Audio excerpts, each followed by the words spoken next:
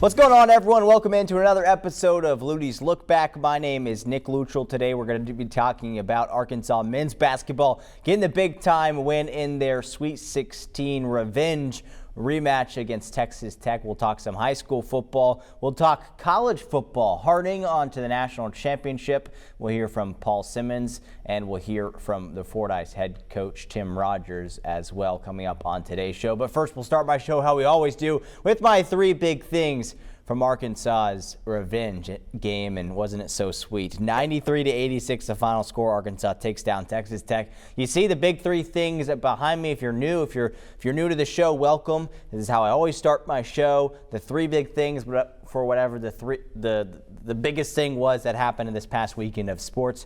For this weekend, there was a lot of big things, but the one that takes the cake, Arkansas's win over Texas Tech in the men's basketball world. The first of my three big things, they finally closed out a close game. The second one, Trevin Brazile showing up in a big way. And then the third big thing is the ceiling for this team. I think it could be the Final Four. I said earlier this year, the Sweet 16. Right now, I'm feeling good because they're coming off this win, so it feels like Final Four. We'll get to that point later. Later, we'll circle back to it. Let's start with my first big thing, because in some of these big-time matchups, Duke, Michigan State, Arkansas's only two losses. They're against two of the top 10 teams in the country. They've been right there. They could have won those games. They could be a top 5 team right now if they would have beaten Duke and beaten Michigan State. What they couldn't do was close it out, right? They had leads in those games. I think more so. I watched all the Duke game, paid this much attention to the Michigan State game. I was on some PTO on that day, but I knew they were close for a lot of that game. For both those games, they were close. They just couldn't close it out, right? They obviously couldn't get the win, and that's what we saw in this Texas Tech game. They were actually down for most of this game, and then they hit their stride, hit that comeback. They held on to that lead at the end, and they won the game. Just some of those things that we haven't seen them do in some of these bigger games. And I know they've done it throughout the season, and they've won close games this year, yes, but this one was so crucial to win in a close game scenario. You think about the Louisville game from a few weeks ago when they beat a top 10 ranked Cardinals team that was previously undefeated, if I remember correctly. Maybe they had one loss at the time. I think they were undefeated. They were a top 10 team, and I think they were undefeated. And Arkansas just dominated them from basically point A to point B. I know they had a little rough patch there, kind of middle towards the end of the game, but then they finished well and won the game. And we saw that today, or we saw that in Saturday's game with getting the Sweet 16 revenge over Texas Tech. And I also think it came down to second half adjustments. If you watch this game, you saw in the first half I'm not going to say disaster, but a struggle that it was to get rebounds. I feel like Texas Tech was out-rebounding Arkansas by maybe 5 or 6 after the first half ended. When the game ended, I wrote down somewhere, Arkansas ended up out-rebounding Texas Tech 40-33.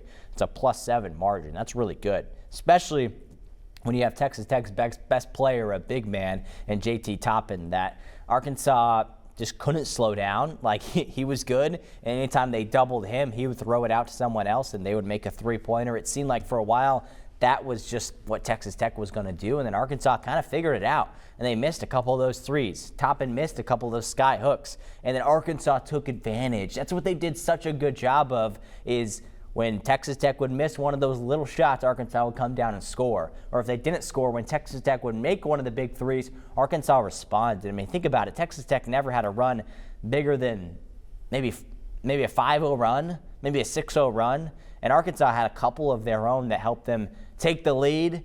And then I'm going back on what I said. I think the Red Raiders had about an 8-0 run at the end of the first half. That was bad. That was the only area, though, or that was the only point where they had a quick run. Other than that, Arkansas was able to respond really well. The only reason they couldn't respond to that run was because it was halftime and it ended right there. But the second half adjustments were big. Arkansas ended up out-rebounding them by 7. Trevin Brazile had 10 of Arkansas's 40 rebounds, so shout out to him. And let's talk about him. Let's talk about Trevin Brazile. Here's a guy who has been here for forever, it seems like. He's been a college basketball player for forever. He could have gone to the draft a couple of times. He could have stopped playing basketball altogether a couple of times. He's had, I think, two years, maybe those 2 years in a row, he had season-ending injuries. He's gone through a lot, and he's gone through a lot of different teammates that he's played with. But it's so much fun right now to see him playing his best basketball. Like, isn't that fun?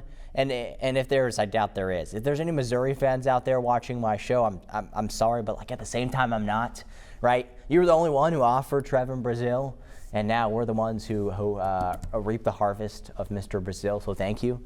Thank you for developing him a little bit. But really, he's an Arkansas Razorback through and through. And, man, is he such a fun player, especially when he's playing well. And in this game, one of his best games as a Razorback, 24 points, 4 of 5 from beyond the arc, 10 rebounds, 2 big-time blocks. When he needed to show up, he did in this game, especially from beyond the arc. I mean, who would have thunk it a few years ago that Trevin Brazile would be sinking some of these big-time three-pointers? And I know at the beginning of the season, it was like, all right, maybe towards the end of last year, you sit him in the corner. I mean, he's a big man, but you put him in the corner, he'll make those threes. We've seen this year he can move it all around. Not only can he make the three-pointers, but because he was shooting the three ball so well, you saw it was the highlight of the game. The pump fake, the defender goes by him, and then he goes tomahawk slam. I mean, it's awesome to watch a guy as big and athletic as he is make three-pointers and throw down some slam dunks as well. He's an exciting player on a really exciting team.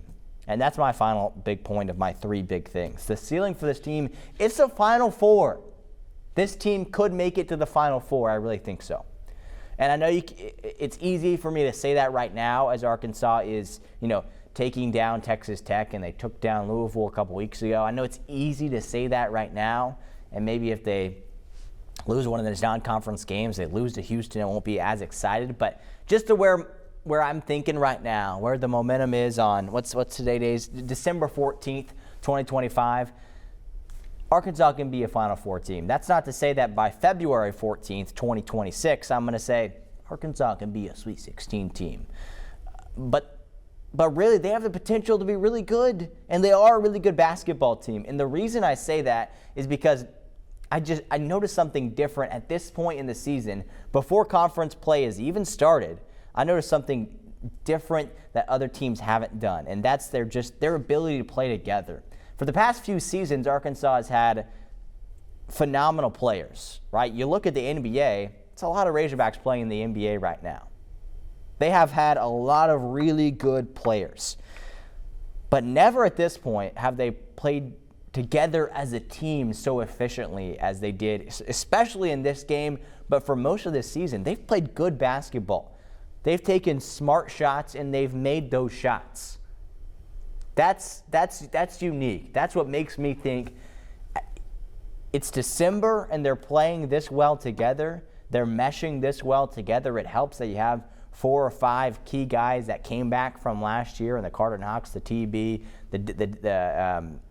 not Darius Acuff, the DJ Wagner, and the Billy Richmonds.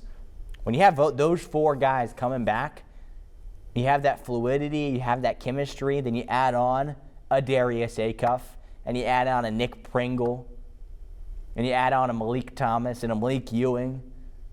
That's what makes this team good, is you have all of these exceptional basketball players learning to play together as a team. That's fun. That's what makes this team so good. They've got good playmakers that play together, and you know what? They got pretty good defense too. That's another thing that maybe they haven't had in the past, that maybe it's just me that I noticed that. Maybe I'm overly optimistic. I probably am at this point. But, man, they've got good defense. They got playmakers. They're playing together. The only weakness is their ability to match a big man down low. That's why they lost the Duke game. That's why they almost lost this game.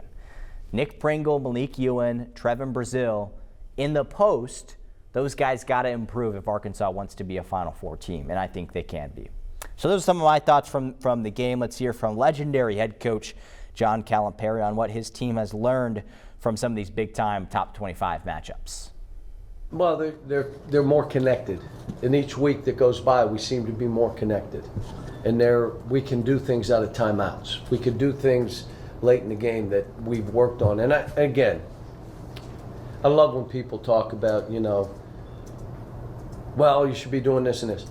Here's what I would say. When you have a new team, which I have every year I've coached, new team, you have to go and do the big stuff first. And then you break down, here's how we're playing in these situations.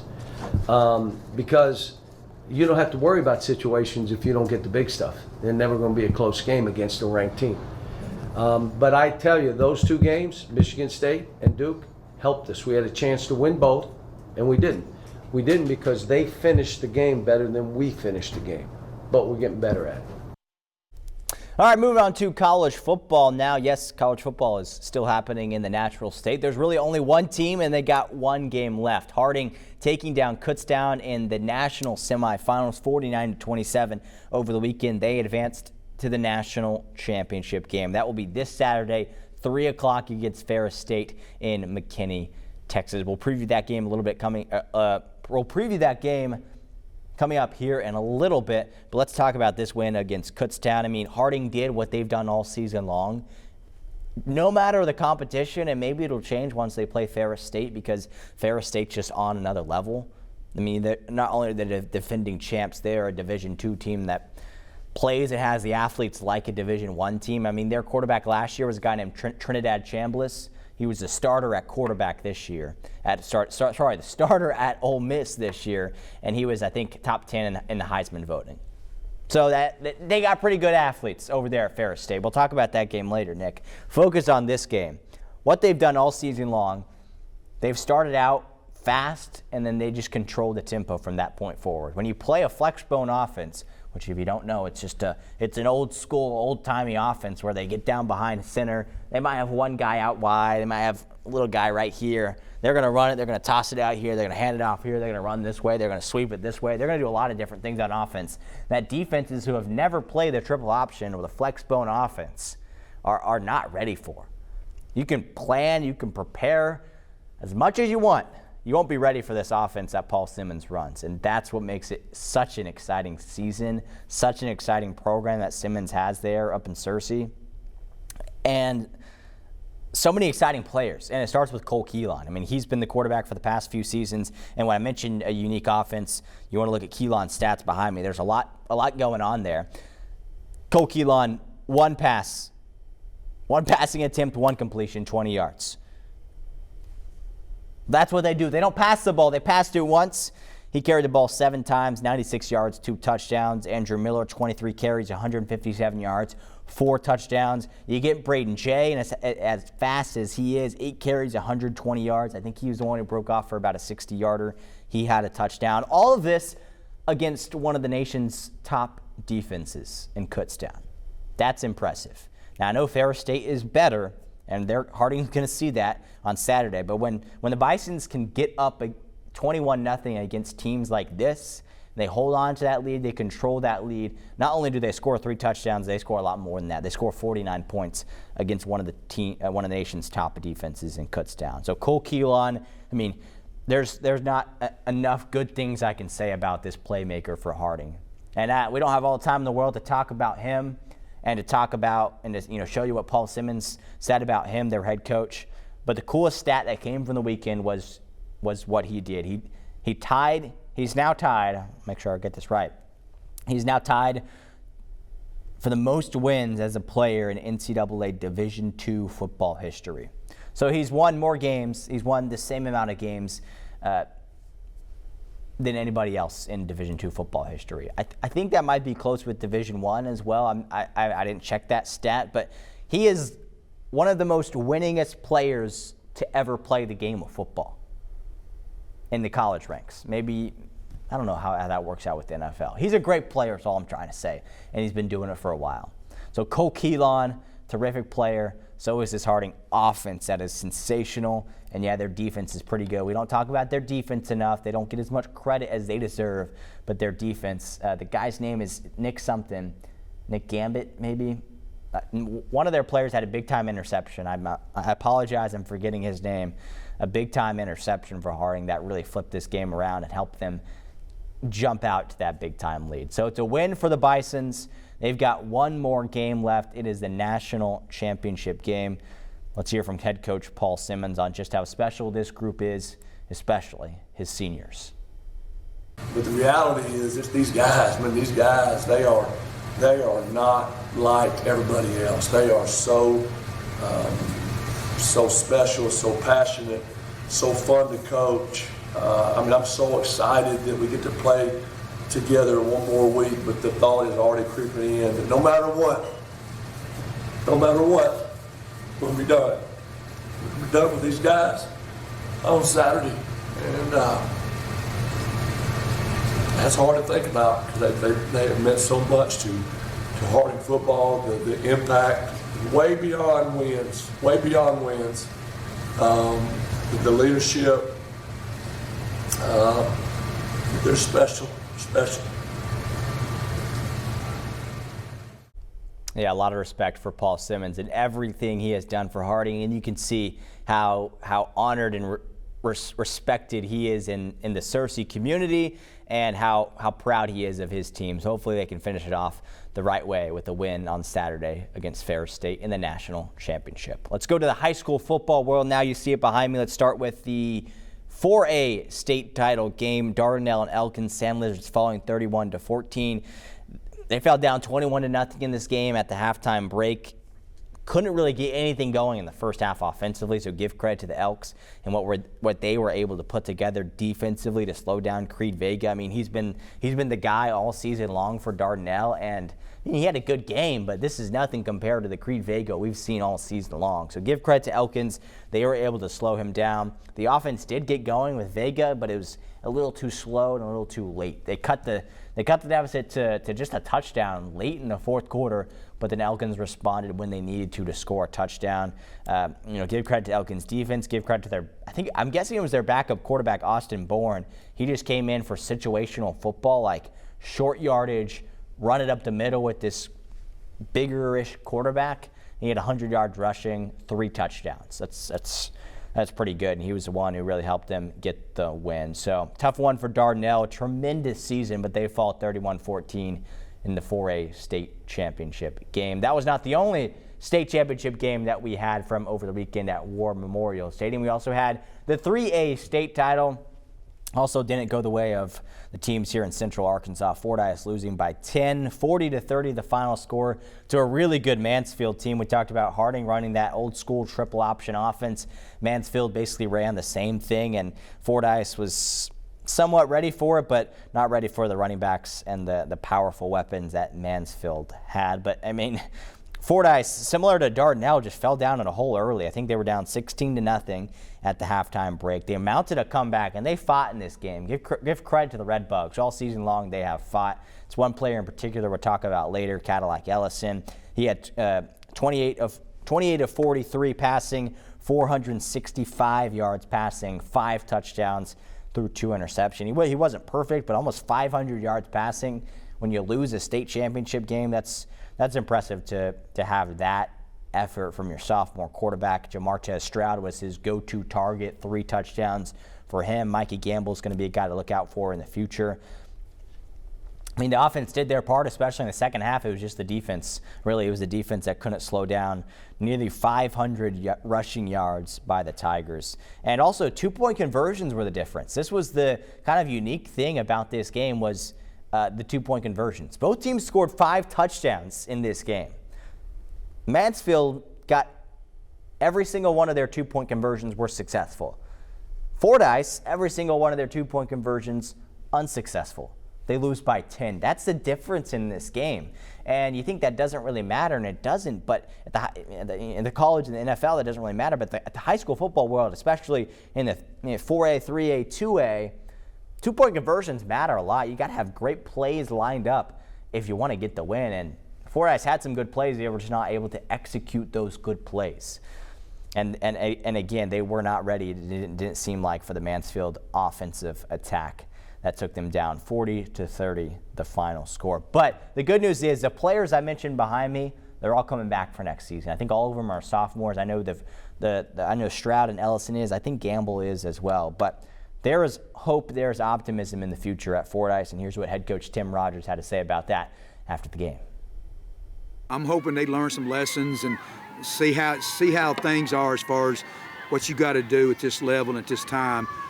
We made a few mistakes, and I just hope that they're going to have that desire inside to try to get back here again. And when they do that, I mean, there's some good kids, and they'll work hard in the off season, and we'll try to be back here next year, especially with that, Ellison and Stroud and Micah, they're going to be back, and we're going to hang our hats on those three guys. Yeah, one of the three guys that you just mentioned there is our Lutties, or my Lutties legend of the week, Cadillac Ellison. I mentioned his stat line: 28 completions, 43 passes, 465 yards passing in the loss.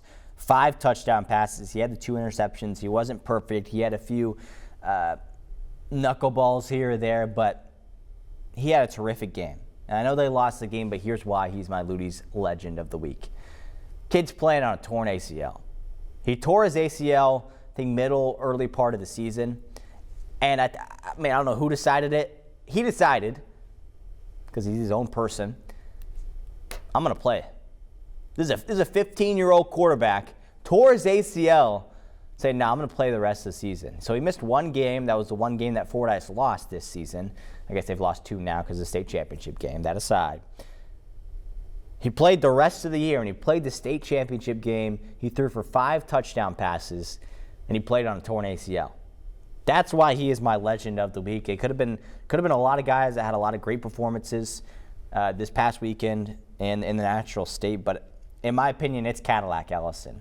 And man, is it going to be exciting to watch him continue to play for the Red Bugs for these next 2 years, because he's a good player and he's going to be really fun to watch. All right, finally, it's a couple more notes before we finish up my show. In the basketball world, let's talk about it real quickly. Some other the teams that we didn't mention. Arkansas women's basketball, they picked up their first road win in the Kelsey Music era, beating Missouri State 73-58. They're looking better than they did last year, so there's a little optimism there. Arkansas State men's basketball losing by just 1 point to Rice. They are 7-4 this season.